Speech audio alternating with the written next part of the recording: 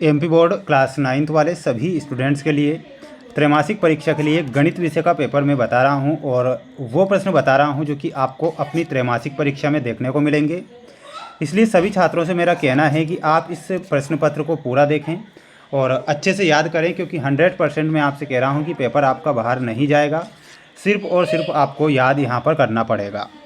जो बच्चे हमारे साथ नए जुड़े हुए हैं तो सभी विद्यार्थी चैनल को सब्सक्राइब जरूर करके रखें और अच्छे से इन प्रश्नों को याद करें, क्योंकि ये प्रश्न जो कि आपको परीक्षा में दिए जाएंगे और आपसे पूछे जाएंगे। आइए शुरुआत करते हैं हमारे प्रश्नों से जो आपको परीक्षा में दिए जा रहे हैं। प्रश्न आप देखिएगा आपकी स्क्रीन के सामने। सबसे पहले मैं आपको सही विकल्प वाले क्वेश्चन बता देता हूं जो परीक्षा में आएंगे। पहला क्वेश्चन है 16/2 बराबर 2 मल्टीप्लाई में क्वेश्चन मार्क में संख्या क्या आएगी खाली बॉक्स में। तो संख्या के रूप में आपको यहाँ पर ध्यान रखना है 4 ये संख्या आएगी, तो इसमें आपको 4 करेक्ट लिखना है। दूसरा प्रश्न आएगा परीक्षा में कि दी गई आकृति में छायांकित भाग भिन्न के रूप में होगा। जैसा कि आप यहाँ पर देख रहे हैं टोटल जो भाग हैं वो कितने हैं, 5 है और 2 जो कि छायांकित भाग है, तो इसमें आपको लिखना है 2/5। अगला प्रश्न आएगा कि किन्हीं 2 परिमेयी संख्याओं का गुणनफल क्या है। तो माय डियर फ्रेंड्स, किन्हीं 2 परिमेयी संख्याओं का जो गुणनफल होता है सदैव एक परिमेयी संख्या होती है। तो क्या लिखना है, सदैव एक परिमेयी संख्या। 0.25 और 0.4 का गुणनफल क्या हो जाएगा, तो इसका गुणनफल हो जाएगा, ध्यान रखना है, 0.1। अगला क्वेश्चन है आपका, यदि 1 दर्जन पेन का मूल्य है 60 रुपये तो एक पेन का मूल्य निकालिए। तो एक पेन का मूल्य कितना निकलेगा, 5 रुपये निकलेगा। ठीक है। 32/1/5 का मान कितना होता है, तो इसमें आपको कितना लिखना है, 2 लिखना है। बिल्कुल सभी स्टूडेंट्स इसका एक स्क्रीनशॉट ले लें और अच्छे से इन प्रश्नों को आप याद कर लें। बढ़े अगले क्वेश्चन की ओर। अगला है रिक्त स्थान आपके 4/3 में 2/3 को घटाने पर प्राप्त संख्या क्या आएगी। तो घटाने पर 2/3 आएगी।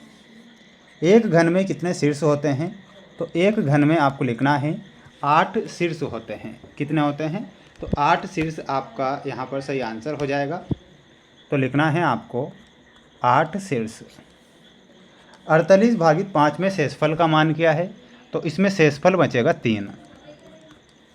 बहुपद px बराबर 4x - 3 का शून्यक क्या हो जाएगा, तो इसका जो शून्यक होगा 3/4। अगला क्वेश्चन है आपका जो आएगा -5 -8 -3 बराबर, तो बराबर में हो जाएगा 0। 5872 में संख्या 8 का स्थानीय मान क्या है, तो 8 का स्थानीय मान हो जाएगा 800। ये जोड़ी आएगी, ध्यान से आप जोड़ी को देखें और अच्छे से याद करेंगे। 0.5 मल्टीप्लाई -7.4 का आंसर क्या हो जाएगा, तो यहाँ पर आपको लिखना रहेगा -3.7। -7 मल्टीप्लाई -15 में आपको मिलाना रहेगा 105। ये दूसरे का आंसर है। 504/-18, तो इसमें आपको -28 से मिलाना है जो कि आपको यहाँ पर दिया गया है। 0.04/10 में आंसर के रूप में बताना रहेगा आपको फोर्थ में 0.004।